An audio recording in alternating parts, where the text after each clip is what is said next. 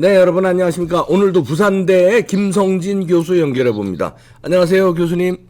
네, 반갑습니다. 김성규입니다. 네, 오늘은 뭐 중국 정치에 노란한 사람들에 대해서 분석해 주시네요. 네네, 중국 정치 공작이 심각하기 때문에 네. 이제 전쟁이라고 생각을 합니다. 네, 그래서 말씀해 우리도 주시죠. 대비를 해야 된다라고 생각을 하죠. 네. 거기 첫 번째 장면에 그 많이 알려진 건데, 그 문재인이가 중국은 높은 산봉우리고 우리는 작은 나라다 뭐 이렇게 해서 중국몽을 함께 하겠다, 중국 흉몽을 함께 네. 하겠다고 했던 이 유명한 발언이 있죠. 네, 그 다음에 오른쪽에 있는 것은 우마우당이고, 네, 그 다음에 왼쪽에 있는 것은 중국인 개표 사무원. 여전히 지금 문제인데도 문제가 풀리지 않는 네, 이것들이 다 사실 중국의 정치 공작이다 이렇게 보는데, 문제는 그 정치 공작을 방어해야 할 정치인들이 네, 오히려 그 앞잡이가 되고 있다는 것이죠. 그래서 네. 그 부분에 대해서 우리가 말씀을 나누고 싶습니다. 네. 다음 페이지 보시겠습니다. 다음 페이지 보시죠. 거기 우리가 중국으로부터 받은 침략의 가장 대표적인 두 가지가 있습니다. 네, 고려시대 때 몽골의 침략 때 네, 엄청나게 많은 문화재들이 소실이 되었고 우리 네. 민족이 많이 피해를 봤습니다. 네, 두 번째는 결정적으로 한국의 자유통일을 막은 6.25 당시에 북한군이 남침을 했는데, 네, 그 사진을 보시면 왼쪽하고 오른쪽이 거의 같지 않습니까? 네, 그러네요. 서해안으로, 그 다음에 중앙으로, 동해안으로 그렇게 딱 하는데, 네, 거기에서 몽골한 때의 앞잡이가 된 놈이 그 홍보곤입니다. 네, 그 다음에 그 홍보곤의 아들 홍다구, 네. 이놈들이 몽고에 기부를 해가지고서 앞잡이가 돼서 민족을 침략하는 것이 됐고, 네, 그 다음에 6.25 당시에는 탈로군에서 있던 자들이 그 3개 사단이 북한군에 편입이 돼가지고서 야들이 내려왔죠. 네, 그래서 그 당시에 인민군이 가장 많이 학살을 했던, 민간인 학살했던 게 호남 쪽인데, 이 앞잡이가 된 인민군 6사단장 방호산이 결국 팔로군 출신으로서 중국의 그 한반도 침략의 그 앞에 뭐라 합니까? 우리가 이제 그 향도라고 하는데 그 예. 역할을 한 것이다 이렇게 네. 생각하는데, 지금은 과연 누가 하고 있는가? 그거를 살펴봐야 하지 않겠는가? 그렇게 생각합니다. 네, 다음 보시겠습니다. 예, 다음 장에 거기 왼쪽에 이게 이제 지난 7월 20일 나온 건데, 돈, 선물, 성관계 있지 않습니까? 네, 그러니까 중국이 세계를 이런 식으로 지금 공격을 하고 있는데, 네. 가장 노골적으로 그리고 심각하게 노출되어 있는 것이 대한민국인데도 대한민국은 여전히 무방비 상태다. 네, 심지어는 거기 왼쪽에 세 번째 보면 청와대 용산 이전 반대, 여기에도 중국인 여론 조작이 이루어졌다. 네.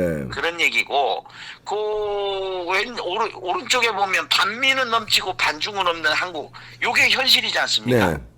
그 다음에 그것이 대표적인 것이 공자학원, 그 다음에 사드 배치 반대, 네. 그 다음에 그 강정마을 해군기지 반대, 네. 요거를 들 수가 있는, 이것만 보면은 얼마만큼 심각하게 우리가 중국의 침략에 노출되어 있는가를 네. 알 수가 있습니다. 네. 거기 중간에 보면 중국인이 우리 선거에, 실제적으로 지방선거에는 중국인이라도 오래 있으면은 투표 가능하지 않습니까? 네. 그래서 실제로 4월 7일 지난 보궐선거에서 야들이 집중적으로 더블당해서 중국인 그 투표권 가진 중국인을 집중 공략을 했죠. 네.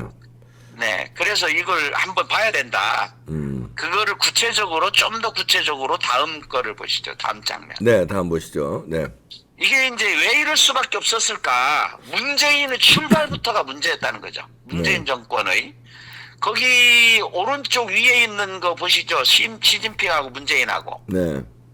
문재인이가 말한 기회는 평등하고 과정은 공정하며 절차는 정의로울 것이다 라고 했는데, 이 말이 시진핑의 연설 그대로라는 거죠. 네. 그것을 말을 살짝 바꿨습니다. 공정은 기회의 평등, 그 다음에 과정의 공정, 결과의 정의 뭐 이렇게 해가 이거를 그냥 바꿔가지고 한 거니까 문재인 정권은 출발부터 이랬다 네. 이렇게 말할 수가 있는 것입니다. 네. 그러니까 거기에 박원순도 마찬가지잖아요. 네. 파리가 말에 붙어가듯이 우리는 우리가 파리입니까? 중국은 말이고 이런 어처구니 없는 말들 생각을 가지고 있는 자들이 결국 대한민국을 이끌어왔기 때문에 네. 그러니까 결국 중국 쪽에서 볼 때는 그 아래 그 혼밥 먹는 거 사진 있지 않습니까? 네. 2017년 12월 그러니까 그 취임했던 바로 그때 국빈방중이라고 하면서 이 6끼를 혼밥을 처먹었다 이 말이죠. 7끼 6끼나. 중에. 예. 5끼라고 하는데 실제 6끼로 보입니다. 네. 그래서 이럴 수밖에 없는 것이 그 아까 저 시진핑의 연설을 그대로 한 것처럼 이게 정권의 출범 자체가 중국에 신세를 졌으니까 그럴 수밖에 없지 않았느냐 그런 생각을 하고 어떻게 보면 꼭두각시 정권이었다. 네. 중국의 꼭두각시 정권이었다. 저는 그렇게 봅니다. 네. 그런 것이 아직까지도 그런 흔적이 여전히 남아 있는데 지금은 다른 형태로 해서 그런 그 공작 내지는 침략이 계속 진행되고 있다. 네. 이렇게 생각을 합니다. 네. 다음 보시겠습니다. 예, 다음 거 보시죠. 그 저기 문재인하고 박원순뿐만이 아니지 않습니까? 네. 거기 저 송영길은 지난번에 얘기를 했었는데 개딸 집회에서 중국 노래 부르고 네. 완창을 했지 않습니까? 일제로 완창. 네. 네. 그 다음에 중간에 보면은 그 이재명하고 네. 그 이종걸하고 이 여자들 뭐 여자하고 사드가고 평화오라. 사드가고 평화오라는 얘기는 네. 결국에는 사드를 내치고 중국을 우리 쪽에 끌어들여야 된다. 이런 얘기라고밖에는 이해할 수가 없습니다. 그렇죠. 네. 예, 그 다음에 이제 심상정이는 이건 다시 얘기를 하겠습니다만은 이여도는 섬이 아니고 그냥 암초인데 왜 중국에 도전하냐 이따위로 얘기를 했고 네. 추미애도 역시 저기 토지 공개념이 뭐 토지 국유화니 뭐 어쩌고 이런 발상 자체가 중국에서 나왔다는 거죠. 네. 그래서 그 아래 보면은 국가가 소유권을 갖는 중국 방식을 지지할 수도 있었지 않았겠느냐 이런 발언을 했습니다. 네. 그리고 강경화 이 외교부 장관이었던 이 강경화라는 여자가 한국의 미세먼지가 중국에 날아간다. 중국 주장을 중국 대변인 역할을 한 것이 아니냐. 이런 자들이 어떻게 국가의 지도자로서 외교 장관을 할 수가 있었느냐. 네. 그것이 심각하다는 것이죠. 네. 그래서 그것을 중국의 침략, 현대판 침략을 두 가지로 보면 하나는 사드 반대, 하나는 강정마을 해군기지 반대. 그런데 거기 보면은 사드 반대 이게 지금까지 이루어지고 있는 거예요. 지금까지. 네. 사드 반대, 사드 정상화한다니까 이게 막는 이자들이 도대체 어느 나라 사람들이냐 하는 의문을 제기하지 않을 수가 없습니다. 네. 그러네요. 중국은 3,000km 해서 한국하고 일본 전역을 감시하는데 네. 왜 이 부분에 대해서는 확인을 하지 않고 우리가 중국의 공격에 맞서기 위해서 사드를 설치해가지고 하는데 이것에 대해서 기를 쓰고 막느냐. 네. 이자들이 도대체 누구를 위해서 일하고 있느냐. 이 부분을 우리는 중국의 침략의 앞잡이라고밖에 이해할 수 없습니다. 네, 맞습니다. 다음 네, 보시겠습니다. 다음 장을 보시죠. 네. 그거는 강정마을이잖아요. 네. 거기서 먼저 우리가 봐야 할 것이 심상정의 말입니다. 네. 심상정이가 거기 중간에 보면은 가운데 있지 않습니까? 위에. 네. 남방 해역의 군사집권을 지키겠다는 것이지만 이는 명백한 사기다. 아니 도대체 네. 군사집권을 다음 페이지인가요? 지키겠다는 네. 네. 그거 그 명백한 사기라 했잖아요. 그 전인가요? 네. 그 저기 아, 네, 네. 심상정. 네. 네네. 거기에 도전이라 해서 이거를 도전. 네. 무모한 도전. 아니 도전이라는 게 도전이라는 건 이건 중국 입장에 서 있는 거를 자기도 모르게 티 나온 말이죠. 네. 다음 보시겠습니다. 네. 네, 그래서 거기에 그 강정마을에 관련된 것이고 그거는 오른쪽에 있는 그 중앙에 보면 이여도하고 일본의 도리섬에서는 276km. 여기 사드 반대 잠깐만요. 사드 반대에 대한 화면 나오는데요. 아니요, 사드 반대 말고 다음 거. 다음 거 보시겠습니다. 네. 네. 네. 그 말씀해 사드 반대 다음 거 보면 이게 이제 이여도하고 네. 관련된 거잖아요. 해운기지. 네, 네. 그 해군기지 반대하는 자들이 있어요. 뭐 15년 반대운동. 이 자들이 도대체 정신 나간 인간들이 도대체 무엇을 위해서 일하고 있는가? 네. 누구의 앞잡이인가? 이렇게 볼 수밖에 없고, 그러니까 심상정이가 남방해역의 군사주권 지키겠다는 이 말에 대해서 사기라고 어떻게 사기라고 합니까? 그리고 이것을 무모한 도전이다. 이런 어처구니없는 발상을 하는 이 부분에 대해서 분노하지 않을 수 없습니다. 네. 이 부분에 대해서 분노하지 않는다면 대한민국 국민이 아니라고 봅니다. 네네. 다음 보시겠습니다. 네. 예. 그 다음 거는 이제 대한민국의 자유민주주의 국가인데 자유민주주의 국가 체제를 지키는 가장 중요한 것이 선거지 않습니까? 네. 이 선거 거기 보이시죠? 그 네. 미베인 교수가 밝힌 거. 네. 거기 이제 나라들이 쭉 있지 않습니까? 네. 그래서 이제 중국이 본격적으로 개입한 미베인 교수가 밝힌 여러 가지 중에 러시아부터가 이제 결국 그 러시아 온두라스 있죠, 온두라스. 네. 위에서 마지막 온두라스. 네네. 그때부터는 전부 다 우리나라로 보면 문재인 정권 하에서 이루어진 거죠. 그렇죠. 네. 그래서 우리나라의 4.15 부정선거도 중국의 1대1로와 결합된 전 세계 정치 공작의 일환으로 이루어진 것이다. 네. 저는 그렇게 보는데 이것을 문제를 제기하는 것을 가지고 하태경하고 이준석하고 입에 거품 물고 무슨 암적 존재니 헛소리를 하는 이 부분이 왜 이럴까? 이자들은 혹시 중국의 앞잡이가 아닌가? 이런 생각을 하지 않을 수가 없는 것입니다. 네. 그래서 거기에 중앙에 있는 것이 1대1로 사진인데 그 1대1로하고 월터 미베인 교수가 밝힌 이 부정선거하고 너무나도 흡사해요. 네. 구도가. 그리고 이 부정선거에 한국산 전자투표기가 사용이 됐는데 네. 이 부분에 대해서 중앙선관위에서 철저하게 은폐하고 조작하지 않습니까? 그래서 지금 문제가 되고 있는 그 권순일, 네. 그다음에 김명수 이자들도 중국하고 어떤 관계가 있는지 이것도 밝혀내야 됩니다. 네. 다음 그래서 보시겠습니다. 네. 마지막에 이제 마지막은 아니지만 이 부분을 좀 더 주목을 하면 거기 다음 장에 거기 위에 보면 중국인 개표 사무원 있지 않습니까? 네.